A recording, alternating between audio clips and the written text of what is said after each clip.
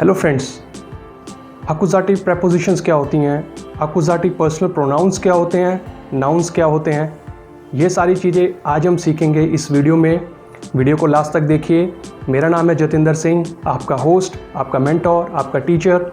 सिखाता हूँ आपको जर्मन लैंग्वेज अपने चैनल पे, आपके अपने चैनल पे जिसका नाम है दी जर्मन मेंटोर, जहाँ आप सीखते हैं जर्मन लैंग्वेज मेरे साथ और मैं शेयर करता हूँ इंटरेस्टिंग चीज़ें जर्मनी कंट्री की और जर्मन लोगों के बारे में। शुरू करते हैं आज का सेशन प्रेपोजिशन, पर्सनल प्रोनाउंस और नाउन्स के साथ आकुजाटिव केस में। Let's go, los geht's।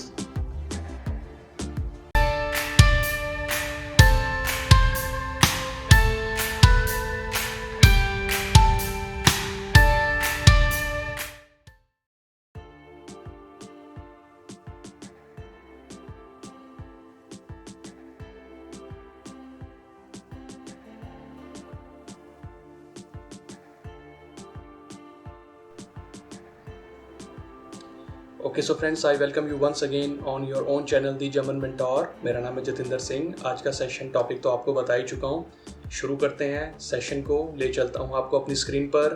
Welcome to the German Mentor, learn German with excellence in Hindi. Let's go, los geht's। चलिए, तो ये है today's topic, how to use accusative prepositions with accusative personal pronouns and nouns. अब ये क्या चीज़ है आगे जाके आपको बताऊंगा, बट ये टॉपिक है आज का हमारा।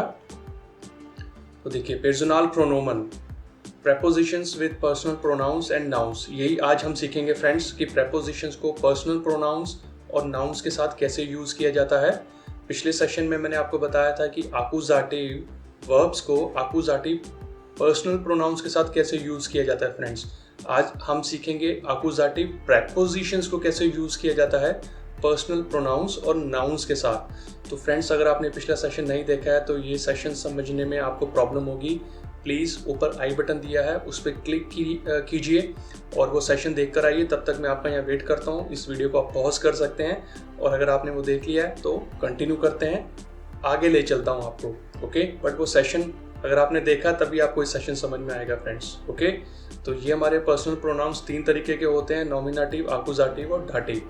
ओके, बट आज का जो है हमारा अकुजाटिव रहेगा। डाटिव मैं आपको आने वाले सेशंस में बताऊंगा कि डाटिव वर्ब्स को डाटिव पर्सनल प्रोनाउंस के साथ कैसे यूज करते हैं। सिमिलरली डाटिव प्रेपोजिशंस को डाटिव पर्सनल प्रोनाउन के साथ कैसे सीखते हैं, तो वो हम आगे जाके सीखेंगे। बट अभी फिलहाल अकुजाटिव सीखेंगे, तो प्रेपोजिशंस हम सीखेंगे आज। ओके, अकुजाटिव।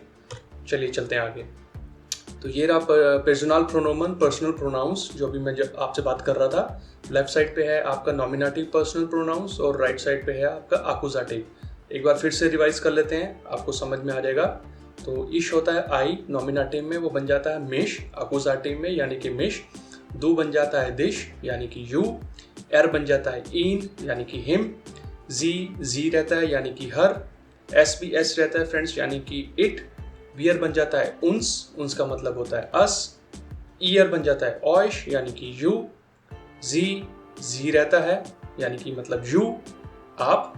और जो सबसे लास्ट है जी, वो भी जी रहता है, इसका मतलब होता है देम। तो फ्रेंड्स, कुछ वर्ड्स के जो स्पेलिंग है वो बिल्कुल सिमिलर है, लेकिन इनका मतलब अलग होता है। जब आप सेंटेंस की फॉर्मेशन में इनको बनाते हैं ना, तब इनका मतलब निकल के आता है। तो इसलिए मैंने वो रेड कलर में मार्क किया हुआ है। तो यही चीज़ हम आज सीखेंगे कि फ़र्क क्यों होता है ये। तो ये अभी नॉमिनेटिव और अकुजाटिव पर्सनल प्रोनाउन है, उसका जो लिस्ट है आगे जाके हम डाटिव सीखेंगे। तो चलते हैं आगे। तो ये देखिए क्या होता है, was sind Präpositionen, इसका मतलब होता है what are prepositions। यही आज हमने सीखना है, इसी को मैं आपको बताऊंगा आज।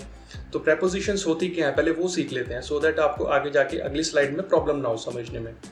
Prepositions are the words or group of words which comes before personal pronoun or noun and express relation and connection with them। इसका मतलब ये है फ्रेंड्स, ये एक जनरल चीज़ है। prepositions के बारे में डेफिनेशन मैंने आपको बताई है कि preposition कुछ वर्ड्स होते हैं जो किसी पर्सनल प्रोनाउन के आगे या किसी नाउन के आगे आते हैं और आपस में इंटरकनेक्ट होते हैं और इनका रिलेशन होता है आपस में। जब किसी सेंटेंस पे प्रेपोजिशन लग जाती है तो सेंटेंस अपने आप में कंप्लीट हो जाता है और समझ में आ जाता है। ओके, इस चीज़ को समझने के लिए कुछ एग्जाम्पल मैंने लिखे नीचे, एक एक करके देखते हैं। सबसे पहला है I am waiting for him. तो इसमें स्पेसिफाई कर दिया मैंने कि I am waiting for him. तो फॉर यहाँ पर हो गया प्रेपोजिशन और हिम हो गया पर्सनल प्रोनाउन। ओके, अगर मैं बोलूंगा आई एम वेटिंग तो सिर्फ मैं वेट कर रहा हूँ, इसमें कुछ नहीं है, सिंपल सेंटेंस है, सिंपल क्लॉज है। अब फॉर लग गया और हिम लग गया तो ये प्रेपोजिशन बन गई और हिम हो गया पर्सनल प्रोनाउन। तो दूसरा एग्जांपल देखिए, she is walking around the table. इसमें भी अराउंड जो है रेड कलर में है वो है आपकी प्रेपोजिशन और द टेबल जो है वो एक नाउन है। ओके, थर्ड एग्जांपल देखिए, we are playing against them. Against आपका हो गया प्रेपोजिशन और देम हो गया आपका personal pronoun.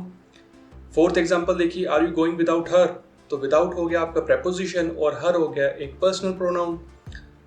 Second last example देखिए, he is walking through the park. तो थ्रू हो गया आपका प्रेपोजिशन और द पार्क हो गया आपका नाउन। और सबसे last example, do you stay here till Monday. तो टिल आपका हो गया प्रेपोजिशन और मंडे हो गया आपका एक नाउन। तो फ्रेंड्स, ये जो है ना ब्लू कलर में मैंने लिखा है ये पर्सनल प्रोनाउंस हैं और जो ब्राउन कलर में लिखा है ये आपके नाउन्स हैं। ओके, और जो रेड कलर में है वो तो प्रेपोजिशन है। तो कहने का मतलब ये है कि एक प्रेपोजिशन एक पर्सनल प्रोनाउन के आगे भी यूज हो सकती है और एक प्रेपोजिशन एक नाउन के आगे भी यूज हो सकती है। ये तो होगी एक जनरल चीज, एक जनरल डेफिनेशन प्रेपोजिशन होती क्या है।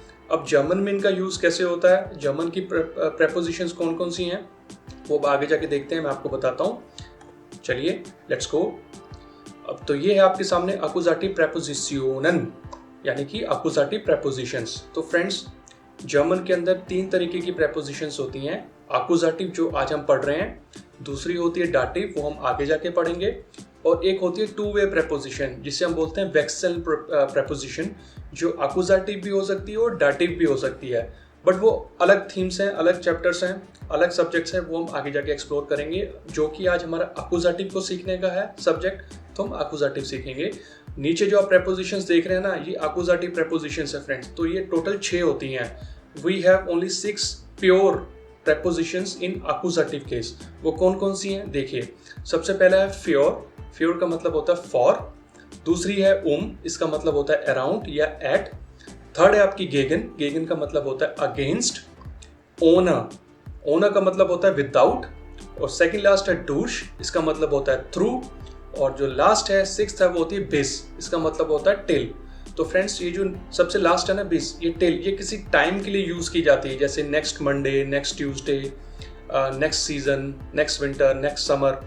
तो ये बिस वहां पर यूज होता है। तो एक एक करके हम प्रेपोजिशन का यूज देखेंगे, आपको समझ में आ जाएगा कि कैसे इसका यूज होता है पर्सनल प्रोनाउंस और नाउन्स के साथ। चलिए आगे।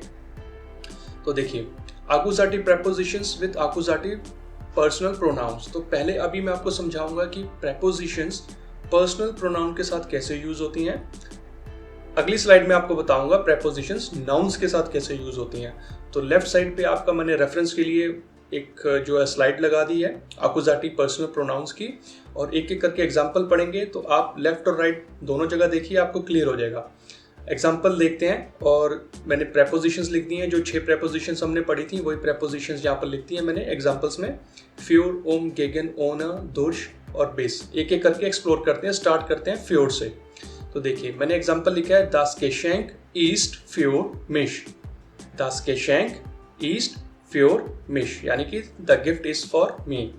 तो देखिए, फ्योर हो गया आपका प्रेपोजिशन और मिश हो गया आपका पर्सनल प्रोनाउन। अब मिश देखिए लेफ्ट साइड पे क्या है, तो मिश है मी, तो the gift is for me. तो ये हो गया प्रेपोजिशन और हो गया आपका पर्सनल प्रोनाउन फ्योर के केस में। क्लियर हो गया होगा आपको। दूसरा एग्जांपल देखिए, इश लाउफ जी। तो हो गया प्रेपोजिशन और जी देखिए लेफ्ट साइड पे किसके अंदर आ रहा है, तो यहाँ पे जी मैंने सबसे नीचे वाला जो देम है उसके लिए यूज किया है। तो इसका मतलब बनता है I am walking around them. तो ये प्रेपोजिशन होगी और पर्सनल प्रोनाउन हो गया। थर्ड एग्जांपल देखिए, गेगन स्पील्ड गेगन जी। तो गेगन हो गया आपका प्रेपोजिशन और जी देखिए लेफ्ट साइड में कहाँ आ रहा है, तो यहाँ जी मैंने लिया है हर के केस में। तो ये सेंटेंस बन जाएगा ही is playing against her. Fourth देखिए प्रेपोजिशन ओनर। तो इसका एग्जांपल मैंने बनाया गेन जी ओनर इन। तो ओने हो गया आपका प्रेपोजिशन और इन देखिए कहाँ पर है, इन आ रहा आपका हिम में। तो क्या बनेगा, are you going without him. ये आपका हो गया फोर्थ एग्जांपल फोर्थ प्रेपोजिशन के साथ। फिर देखिए डूर्श, जी स्टूडियर दुर्श उन्स। दुर्श होगी प्रेपोजिशन और उन्स देखिए कहाँ आ रहा है, उन्स आ रहा आपका अस में। तो क्या बना, शी इज स्टडिंग थ्रू अस। और लास्ट देखिए बिस, एर ब्लाइब्ट हियर बिस मोन्टाग। ओके, तो ही स्टेज हेयर टिल मंडे, तो बिस हो गया आपका प्रेपोजिशन।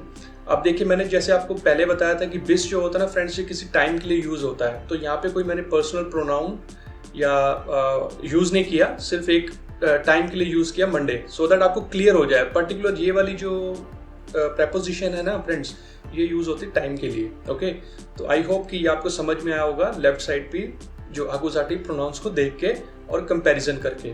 ओके, तो नहीं समझ में आया तो रिपीट करके देखिए और सुनिए जो मैं आपको बता रहा हूँ, या फिर मुझे कमेंट करिए सो दैट मैं आपको उसका जवाब दे सकूँ।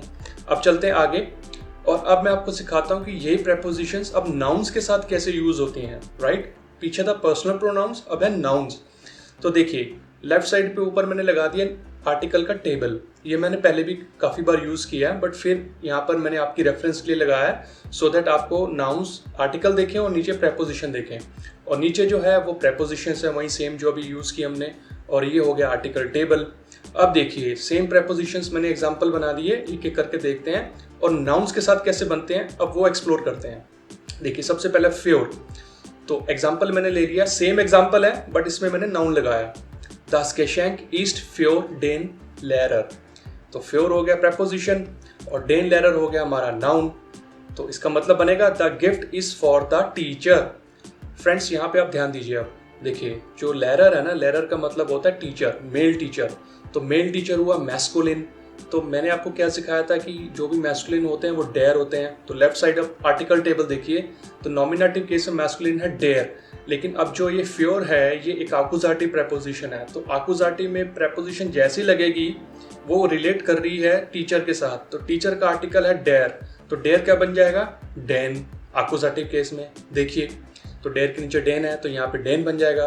द स्केशेंक इज फ्योर डेन लेरर, the gift is for the teacher. ये इसलिए क्योंकि आकुजाटिव केस में जो नाउन का आर्टिकल है वो भी चेंज हो जाएगा according to article of अकुजाटिव।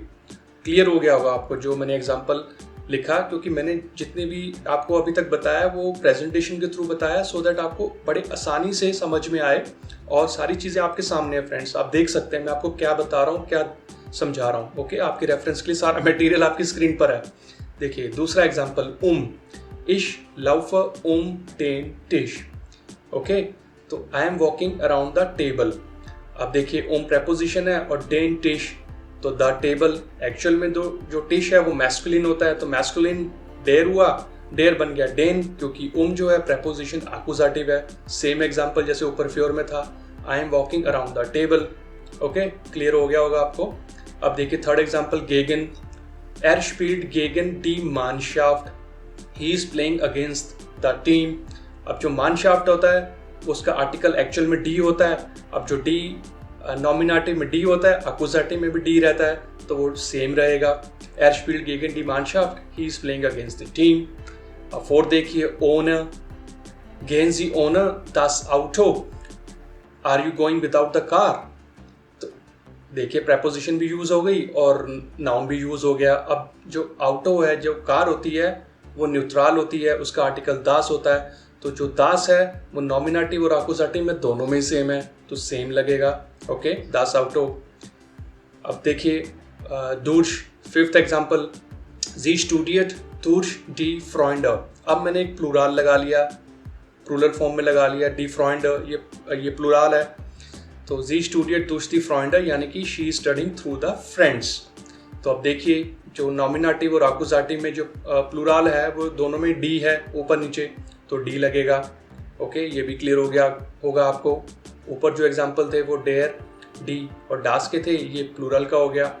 Okay, अब लास्ट वाला एग्जांपल देखिए, बेस, एर ब्लाइब्ट हियर बेस डेन समर।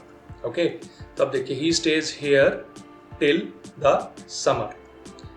तो अब जो समर होता है जिसे हम जोमर बोलते हैं, ये इसका आर्टिकल होता है डेयर, डेयर बन जाता है डेन, तो एर ब्लाइब्ट हियर बेस डेन समर, he stays here till the summer. तो फ्रेंड्स ये था आकुजाटिव प्रेपोजिशंस को पर्सनल प्रोनाउंस के साथ कैसे यूज करते हैं और आकुजाटिव प्रेपोजिशंस को नाउन्स के साथ कैसे यूज करते हैं। तो दोनों ही स्लाइड में मैंने आपके रेफरेंस के लिए पिक्चर्स लगाई सो दैट आपको बड़ी आसानी से समझ में आ जाए। मेरी कोशिश यही रहती है कि आसान तरीके से आपको जो है इलस्ट्रेशंस के थ्रू और पिक्चर्स के थ्रू आपको समझाऊं। तो आई होप ये आपको सेशन ज़्यादा लंबा नहीं था, आपने एक्सप्लोर किया, इसको समझा और आकुजाटिव प्रेपोजिशंस को ऐसे ही यूज़ किया जाता है फ्रेंड्स। तो ऐसा ही जो थीम है ना वो डाटिव में होगा, तो बट वो डाटिव प्रेपोजिशन कौन सी होती हैं वो तो मैं आपको नेक्स्ट सेशन में बताऊंगा, लेकिन उसका रूल ऐसा ही होता है। ओके, तो आई होप कि ये आपको समझ में आया होगा। रिपीट करके देख सकते हैं या मुझे कमेंट कर सकते हैं, मैं आपको और क्लियर कर दूंगा। ओके, तो ये था आज का लैंग्वेज का कंटेंट, लैंग्वेज का पार्ट जो मैंने आज आपके साथ शेयर किया। और जैसे कि आपको मालूम है कि हर बार मैं जनरल नॉलेज पार्ट तो लेकर आता ही हूँ जो जर्मन लोगों का या जर्मनी कंट्री से जुड़ा हुआ होता है। ये रहा आपके सामने। अब देखिए, आज का जो जनरल नॉलेज है वो लोगों के लिए है। अगर आप म्यूज़िक का शौक़ रखते हैं तो थोड़ी सी इन्फॉर्मेशन आज आपको मैं बताऊँगा। अब देखिए, मैग्नेटिक टेप, तो लेफ़्ट साइड पे ये आपने कुछ पिक्चर्स देखी होंगी या ये चीज़ें आपने अपने कभी बचपन में या कभी यूज़ भी की होंगी। अब तो खैर ही आउटडेटेड हो गई हैं, बट फिर भी कई लोग इसको यूज़ करते हैं। मैं अभी भी यूज़ करता हूँ ये चीज़ें। ओके, तो आपके लिए बड़ी ही एक अमेजिंग इन्फॉर्मेशन है। देखिए, मैग्नेटिक टेप, तो फ्रेंड्स आपको जानकर ये हैरानगी होगी कि इसकी जो इन्वेंशन हुई थी जर्मनी के अंदर ही हुई थी और एक जर्मन पर्सन ने की थी, जर्मन इंजीनियर ने की थी। तो इन्वेंटर कंट्री जर्मनी हुआ, इन्वेंटर का नेम था फ्रिट्ज फ्लॉयमर, ये इनके इंजीनियर का नाम था। तो इन्होंने ही ये मैग्नेटिक टेप इन्वेंट की थी, बाय प्रोफेशन ये इंजीनियर थे। मैग्नेटिक टेप इन्होंने बनाई थी 1927 में, आज से तकरीबन 100 साल पहले। और जो इनका बर्थ हुआ था 20 मार्च 1881 साल्सबुर्ग ऑस्ट्रिया में, और इनकी डेथ हुई थी अगस्त 29, 1945 रेड बॉयल जर्मनी में। तो फ्रेंड्स, ये बड़ी अमेजिंग सी इन्फॉर्मेशन थी आपके साथ जो मैं हर सेशन में आपके लिए लेकर आता हूँ। अगर आपको अच्छा लगा हो आपको कंटेंट, तो प्लीज़ लाइक, कमेंट और शेयर कर दीजिए और चैनल को ज़रूर सब्सक्राइब कीजिए, चैनल को ग्रो कीजिए। ये आपका अपना चैनल है।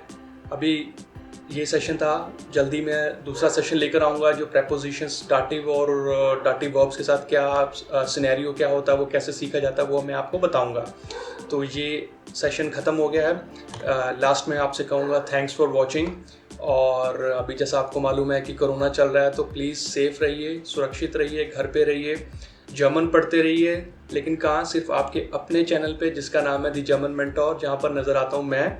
मेरा नाम है जतिंदर सिंह, आपका होस्ट, आपका फ्रेंड, आपका टीचर। सिखाता हूँ आपको जर्मन लैंग्वेज एक एफिशिएंट वे में और शेयर करता हूँ इंटरेस्टिंग चीज़ें आप लोगों के साथ।